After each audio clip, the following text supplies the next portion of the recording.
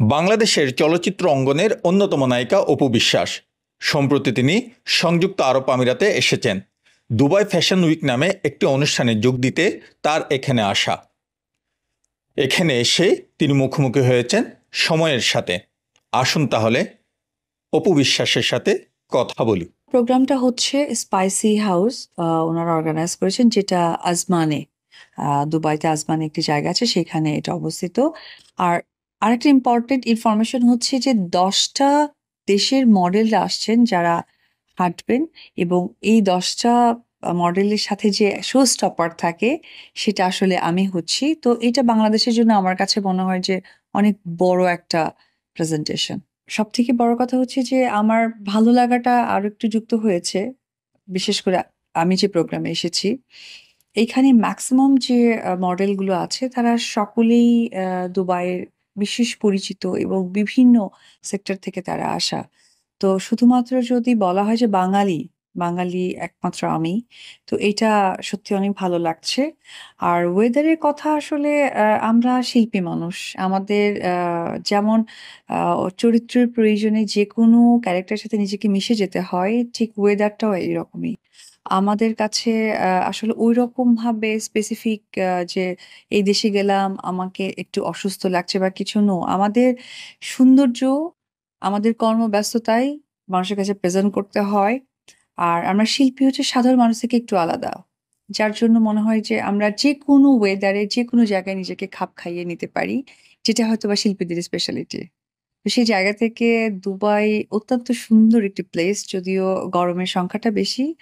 তো তাতে করে খুব একটা যে আমাদের খারাপ লাগে। আর আমি যেহেতু ফুল ফেস অফ ফিল্মের মানুষ, অলওয়েজ আমাকে রোদে থাকতে হয়েছে, গরম থাকতে হয়েছে, এবং সানটাকে ডিরেক্টলি আমাদের গায়ে দিতে হয়েছে। সো ওই জায়গা থেকে আমি ইউজড টু। আর দুবাই একটা ড্রিম, একটা হচ্ছে কান্ট্রি যেখানে সৌন্দর্য সব দিকেই। খুব অল্প সময়ের জন্য এসেছি, ফোকাস অফ আমার প্রোগ্রাম। তার মধ্যে একদিন পার করেছি, ভালো লেগেছে। আমার কাছে মনে হয় যে আসলে এই যে ডিফারেন্ট একটা চিন্তাধারা, যে একদমই বাংলাদেশের একজন আর্টিস্ট আর অন্যান্য মডেলসদের সাথে আমাদের যে এই প্রোগ্রামটা, এটা কিন্তু একদমই অন্যরকম একটা। কারণ ন্যাচারালি আমরা দেখে থাকি যে এর আগে অনেক ফ্যাশন উইকে আমি হেঁটেছি। আমি বাংলাদেশে কাজ করা হয়েছে, আমার কলকাতাতেও কাজ করা হয়েছে। তখন দেখা যায় যে বাংলাদেশ থেকে প্রচুর আর্টিস্ট থাকে এবং অপর প্রান্তে প্রচুর আর্টিস্ট থাকে। তখন একটা আর্টিস্টের সংমিশ্রণ হয়। আর এটা বলতে গেলে কিন্তু আমি একাই, একজনই এখানে আছি অ্যাজ এ সেলিব্রিটি বাংলাদেশী থেকে। তো সেই জায়গা থেকে আমার কাছে মনে হয় যে বাঙালি যে কমিউনিটিটা আছে তারা অনেক বেশি এক্সাইটেড এই প্রোগ্রামের জন্য। আমাকে পেয়ে যতটা খুশি হয় না, আমি তার থেকে বেশি খুশি হই যখন বিদেশি মাটিতে নিজের ভাই বোনদেরকে, নিজের পরিবারের মানুষদেরকে দেখতে পাই, নিজের ফ্যান ফলোয়ারদেরকে দেখতে পাই। এবং তারাও কিন্তু আমার মাঝে তার পরিবারের লোককে খোঁজে। সেটা প্রায় সময় যখন আমি এয়ারপোর্ট ক্রস করি বা দেখি, তখন কিন্তু তাদের যে ভালো লাগাটা কাজ করে, সেটা অনেক অনেক রকম অন্যরকম একটা ভালো লাগা কাজ করে। আমার এবং শাকিব খানের তো প্রচুর সিনেমা হয়েছে, 72+ মুভি। তো 72+ মুভি একটা আর্টিস্টই সারা জীবনে করে কিনা এটা সন্দিহান, কারণ এটা অনেক বড় একটা সংখ্যা। সেখানে আমি শাকিব খান আমরা এতগুলো সিনেমা করেছি, এটা টোটাল ক্রেডিট অবশ্যই ফ্যান ফলোয়ারদের। তো সেই জায়গা থেকে আসলে শাকিব খানের যে অনুষ্ঠানটার কথা বললেন, এটা আসলে অনেক আলোচনার ব্যাপার, এবং এটা একটা প্রোডাকশন হাউসের ব্যাপার। সেই বিষয়ে মন্তব্য করার আমার কোনো অবকাশ নেই, বা এটা মন্তব্যের জায়গাটা আমার নয়।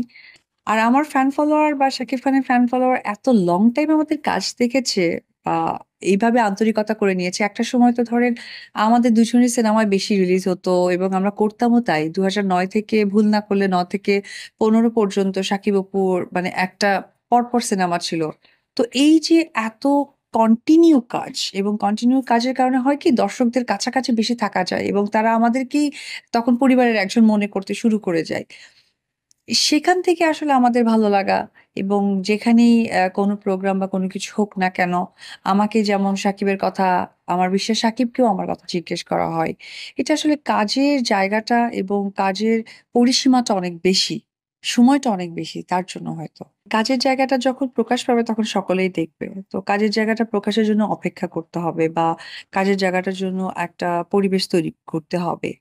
আমরা কি বলি বা কি কাজ করব না করব, এটা আসলে একটা ক্রিয়েটিভ প্রোডাকশন এর জায়গাটা বিলং করে। সো ওই জায়গা থেকে আমরা দর্শকদেরকে যেটা জানাবো সেটা অথেন্টিক। এবং যখন দর্শক জানতে পারবে যে তারা কাজ করছে, যখন প্রকাশ হবে।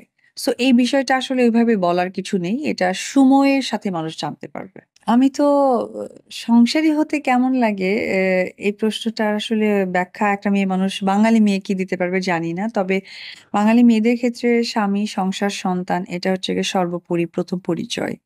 তো যেহেতু আমাদের সন্তান আছে, সুতরাং সন্তানের পজিটিভ চিন্তাধারা বা সন্তানকে সুন্দরভাবে গড়ে তোলার লক্ষ্যটাই আসলে প্রত্যেকটা প্যারেন্টস এর থাকে। তার ব্যতিক্রম আমি বা শাকিব খান আমরা কেউ না, বা শাকিব খানের ফ্যামিলি সহকারে। এইটাই। তাছাড়া আমার ব্যক্তিগত জায়গাটা আমি আসলে আর ওইভাবে মানে ক্যামেরায় বা দর্শকদের সাথে আর এত বেশি শেয়ার করতে চাই না। কারণ শাকিব খান অপু বিশ্বাস নামের সাথে কাজের জায়গাটা জড়িত আছে। যে আমরা এত কাজ করেছি সেখান থেকে দর্শক কিন্তু জানে। তারপরে ব্যক্তি জীবনের যে টানপোড়েনটা গেছে সেটাও অনেকটা জেনে গেছে। কিন্তু সামটাইম হয় কি জানতে গিয়ে বেশি জানা যাচ্ছে। তো আমার কাছে মনে হয় যে সেই জায়গা থেকে বের হয়ে এসে আ আমার সন্তান বা পরিবারের স্বার্থেই আমরা আমাদের মতো করে থাকা উচিত। আর শাকিব অপুর যে নিজস্ব একটা পরিচয় আছে যে সে একজন সুপারস্টার বাংলাদেশের, এবং আ রাইট নাও এই গ্লোবালি তার বেশ কিছু সিনেমা রিলিজও হচ্ছে। আমরা দেখছি, বা তার অবস্থানটা অনেক ঊর্ধ্বে চলে গেছে। এবং আমিও কাজ করছি, আমাকেও মানুষটা কাজের জায়গা থেকে চেনে। আমার মনে হয় কাজের জায়গাটাই পরিচিতিটা থাকুক দর্শকদের কাছে এখন থেকে। শাকিব খান অ্যাডাল্ট এবং বুদ্ধিমান মানুষ এবং পরিপক্ক, এবং আমার থেকে বিশেষ করে অনেক বেশি এক্সপেরিয়েন্স একজন মানুষ। সুতরাং সেই জায়গা থেকে আসলে এটা তাকে প্রশ্ন করেন, এটা ভালো উত্তরটা তার থেকে পাবেন। আমি তো আসলে এই উত্তর দেবার কেউ নই। জয় বড় হচ্ছে, কোথায় কোন স্কুলে এটা আসলে পারিবারিক ব্যাপার। সো বাচ্চা সেফটি অ্যান্ড সিকিউরিটির জন্য আমার কাছে মনে হয় যে এটা দর্শকদেরকে অ্যাজ এ মা জানানোর প্রয়োজন মনে করছি না। লাল শাড়িটা তো আমার আ নিজের প্রোডাকশন এর ছিল। এটা গত বছর কুরবানি ঈদেতে রিলিজ হয়েছিল। অনুদানের চলচ্চিত্র ছিল। আর এরপরে আমার এবছর ফেব্রুয়ারিতে ২ টো সিনেমা রিলিজ হয়েছে। একটা 'ট্র্যাপ' আরেকটা হচ্ছে 'ছায়াবৃক্ষ'। তো এই ২ টো সিনেমাও তো খুব ভালো গিয়েছে। এর মাঝে আমি আমার বিজনেস নিয়ে একটু ব্যস্ত হয়ে গিয়েছি। সাথে বাচ্চাকে শিফট করা। তো যেহেতু আমি একটু রুটিন মাফিক চলি। মানে আমার কথা যে আমাকে কাজ পেয়েছি করছি বা ওটা করতেই হবে তা না। আমি জানুয়ারি থেকে ডিসেম্বর পর্যন্ত ট্রাই করি আমার রুটিন অনুযায়ী চলতে। অনেক সময় হয়তোবা স্লিপ হয়ে যায় বা ম্যাচ করে না, বা আবার ওটাকে নতুন রিশিডিউল করতে হয়। বাট আ I try যে আমি অলওয়েজ আমি আমার কি বলে রুটিন নিয়ে কাজ করি। তো সেই জায়গা থেকে সিনেমার ক্ষেত্রে কুরবানি ঈদের পর আমার আ নতুন হয়তোবা কয়েকটা সিনেমার শুটিং আপনারা দেখতে পারবেন। তো ওর জন্য আসলে সেই প্রিপারেশনটা চলছে। প্রি-প্রোডাকশন এর কাজ চলছে সবকিছু। এই প্রসঙ্গের জন্য আসলে অবশ্যই খুব ভালো একটা, বিশেষ করে এই যে আমাদের লিমিটেড ভাইরা যারা আছেন, যারা আ অনেক পরিশ্রম কষ্টের মধ্য দিয়ে পরিবারকে ছেড়ে এখানে আছেন দেশের জন্য, পরিবারের জন্য কাজ করছেন। অবশ্যই নিজের জন্য নয়। কারণ দেশ ছেড়ে এখানে যে পরিশ্রম, যে কষ্টটা করছেন। তো সুতরাং এটার জন্য আসলে আমার কাছে মনে হয় যে আমি আপনার এই প্রোগ্রামের মধ্য দিয়ে আমাদের যারা বাংলাদেশের নামকরা প্রযোজক আছেন, যারা কাজ করতে চান বা কাজ করে যাচ্ছেন সিনেমার জন্য, এবং আমাদের যে অনুদানও হচ্ছে সরকারিভাবেও, যে একটা বড় সিনেমা হয়ে গেছে আমাদের বঙ্গবন্ধু, জাতির পিতা বঙ্গবন্ধুকে নিয়ে। তো আমার কাছে মনে হয় যে এটা তো অনেক একটা বড় একটা ক্যানভাস। তার জন্য যদি ওইরকম প্রমিনেন্ট প্রযোজক এবং আমাদের সরকার একগ্রতার মানে একতা পোষণ করে, আমার মনে হয় যে হওয়া সম্ভব। আর অ্যাজ এ শিল্পী আমার কাছে মনে হয় যে তাদের জীবনযাত্রা বা তারা কোথা থেকে কি করে আসছে, এটা কিন্তু সিনেমা কিন্তু একটা মানুষের জীবনের মানে প্রতিচ্ছবি। সমাজে যা, যা হচ্ছে সেটা কিন্তু চলচ্চিত্রের মাধ্যমে তুলে ধরা মানে হচ্ছে কি সমাজে একটা প্রতিচ্ছবি, যে আমার কোনো একটা ঘটনা ঘটেছে সেটা আমি দর্শকের সামনে তুলে ধরছি। তো আমার কাছে মনে হয় যে খুব ভালো একটা পয়েন্ট, যদি আমাদের প্রযোজক, বাংলাদেশের নামকরা স্বনামধন্য প্রযোজক এবং আমাদের সরকার তারা যদি চান, আমার মনে হয় যে আসলে প্রবাসীদেরকে নিয়ে বা দুবাইয়ে শুটিং করার ব্যাপারটা কন্টিনিউ করতে পারে। দর্শকদের জন্য এটুকুই বলব যে যারা দুবাইতে আছেন, আমার ফ্যান ফলোয়ার, তাদের অসংখ্য ধন্যবাদ এবং শুভেচ্ছা। কারণ আপনাদেরকে পেয়ে আমিও অত্যন্ত খুশি এবং আনন্দিত যে আমার দেশের মানুষকে পেয়েছি।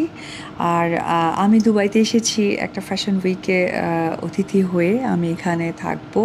এটা আমার ভালো লাগা যুক্ত হয়েছে। আবার এগেইন আমি ফ্রেন্ডস ভিউ যে অর্গানাইজেশন আছে এবং স্পেসিফিক রবি চৌধুরী যিনি আছেন ভাইয়া, অত্যন্ত আন্তরিক এবং উনি চেষ্টা করেন বাংলাদেশকে ঘিরে কোনো কাজ করার এবং বাংলাদেশকে রিপ্রেজেন্ট করার। এটা একটা অন্যরকম একটা তার চিন্তাধারা, সো এটাকে আমি সাধুবাদ জানাই।